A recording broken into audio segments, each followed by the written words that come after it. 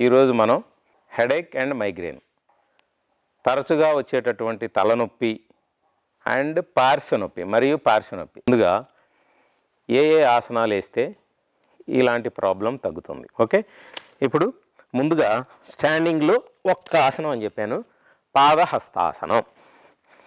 పాదాలని ఫస్ట్ పాదహస్తాసనం రెండింటిని గ్యాదర్ చేయాలి, చేతులు పైకి వెళ్ళాలి, నెమ్మదిగా పాదాలు పక్కకి చేతులు వెళ్ళాలన్నమాట, ఇలాగా.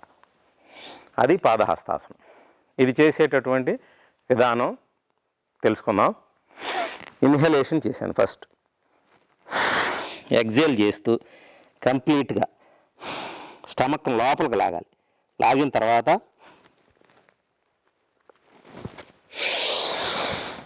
ఇక్కడ మనం ఉండగలిగినంత ఎగ్జేల్ పద్మాసనం, సిట్టింగ్లో ఇంకొక ఆసనం అని చెప్పాను, పద్మాసనం వేసేటటువంటి విధానం తెలుసుకో.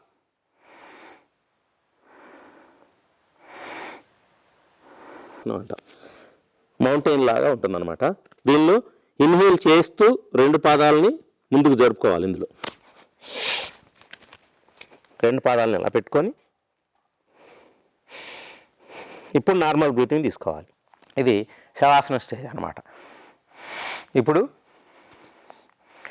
ఈ స్టేజ్లో సేతు బంధాసనం, బ్రిడ్జ్ పోస్చర్ అని చెప్పాను. రెండు మోకాళ్ళని ఇలా జరిపి ఫోల్డ్ చేశాను. ఇప్పుడు ఇలాగా అరచేతుల్ని ఫ్లోర్కి టచ్ చేసి బాడీని లిఫ్ట్ చేయాలి. గాలి వదిలేసాను. ఇప్పుడు నార్మల్ బ్రీతింగ్ తీసుకోవాలి.